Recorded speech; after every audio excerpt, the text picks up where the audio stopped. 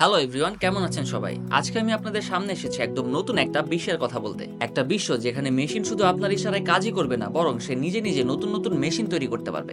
Exactly, আমি কথা বলছি এআই বা আর্টিফিশিয়াল ইন্টেলিজেন্স নিয়ে। ছোটবেলায় আমরা যখন টার্মিনেটর মুভি দেখতাম, তখন স্কাইনেট নামে একটা এআই এর নাম শুনতাম, যে নিজেই নিজেকে এতটা শক্তিশালী করে তুলেছিল যে সে মানুষের উপর আক্রমণ করতে শুরু করে।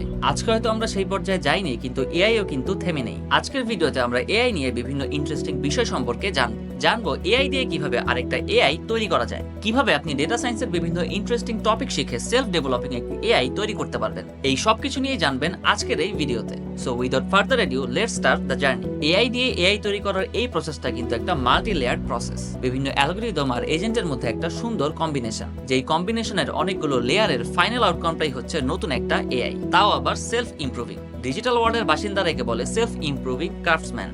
আর এই ফিল্ডের পটেনশিয়াল এক কথায় হিউজ। একদম সহজ কথায় যদি বলতে হয়, ইনিশিয়াল ব্লক বা কাঁচামালটা আমরা প্রোভাইড করব, আর এআই আর্কিটেক্ট বা কনস্ট্রাকশন ওয়ার্কারের মতো নতুন একটা এআই তৈরি করে দিবে। এআই এখন মিনিমাম হিউম্যান ইন্টারঅ্যাকশন ছাড়াই নতুন মডেলগুলোকে ডিজাইন, অপটিমাইজ এবং ট্রেন করতে পারে। কিভাবে এআই দিয়ে এআই ডেভেলপ করবেন সেটা কিছুটা কমপ্লেক্স প্রসেস হলেও, ওই যে বললাম, এর পটেনশিয়াল কিন্তু huge. Automation of AI design, একদম এক্সপার্ট নলেজ ছাড়াই স্পেশালাইজড এআই বানিয়ে ফেলতে পারবেন এআই এর ভিতরকার বিভিন্ন লেয়ার এবং প্রসেসগুলোকে অটোমেট করে। Discovery of novel architecture, human প্রম্পটের উপর ভিত্তি করে এআই যেভাবে রেজাল্টগুলো এনে দিবে সেটা কিন্তু খুবই ইমপ্রেসিভ। সো এআই যে এইভাবে থট প্রসেসটা করে, এটাকে কাজে লাগিয়ে কিন্তু চাইলেই নতুন পটেনশিয়াল এবং গ্রাউন্ড ব্রেকিং এআই কে ডেভেলপ করা যায়। তবে এই জন্য কিন্তু একটা কমপ্লেক্স প্রসেসের মধ্যে দিয়েই আগাতে হবে। এআই সময়ের সাথে নিজেকে মানিয়ে নিতে পারে এবং সেই অনুযায়ী নিজেকে ইভলভ করতে পারে। ডিজাইন, ট্রেনিং বা অপটিমাইজেশন প্রসেসকে অটোমেট করে আপনিও এক্সিস্টিং এআই কে ব্যবহার করে নতুন একটা এআই তৈরি করতে পারবেন। তো চলুন নতুন এই ফিল্ড নিয়ে টপ অফ দ্য ভিউ থেকে একটু কথাবার্তা বলি, কিভাবে এই সায়েন্স ফিকশনকে রিয়ালিটিতে আনা যেতে পারে। Step 1, define the objective.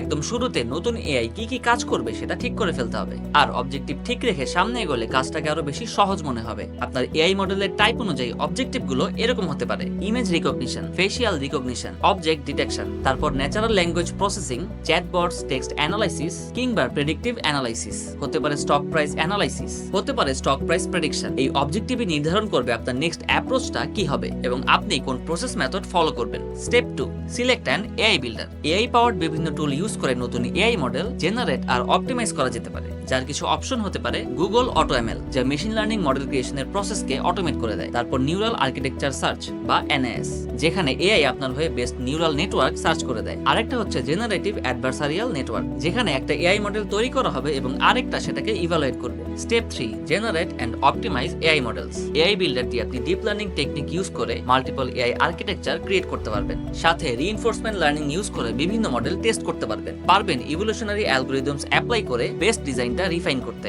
Step 4, train the AI model.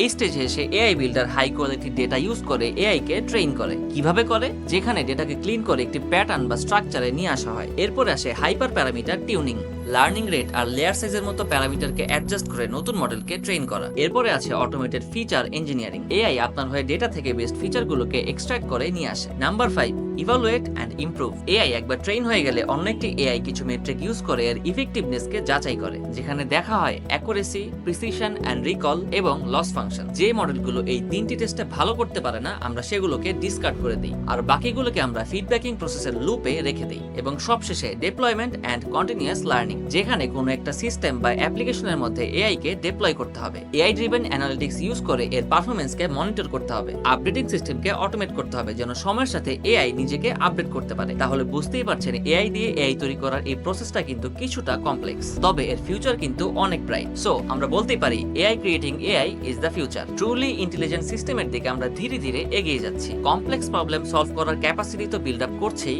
সেই সাথে এমন অনেক কিছু তো হবেই যেগুলো আমরা এখনো কল্পনা করতে পারছি না। আর আমরা এই জার্নির একদমই শুরুতে আছি, তাই আমাদের উচিত ফিউচারের জন্য প্রস্তুত থাকা। এইরকম আরো ইন্টারেস্টিং টপিক নিয়ে জানতে সাবস্ক্রাইব করুন আমাদের চ্যানেলে। এআই নিয়ে কোনো কোয়েশ্চেন্স থাকলে কমেন্টে জানান এবং ভিডিওটি আপনার বন্ধুদের সাথে শেয়ার করুন। সো দেখা হচ্ছে নেক্সট ভিডিওতে।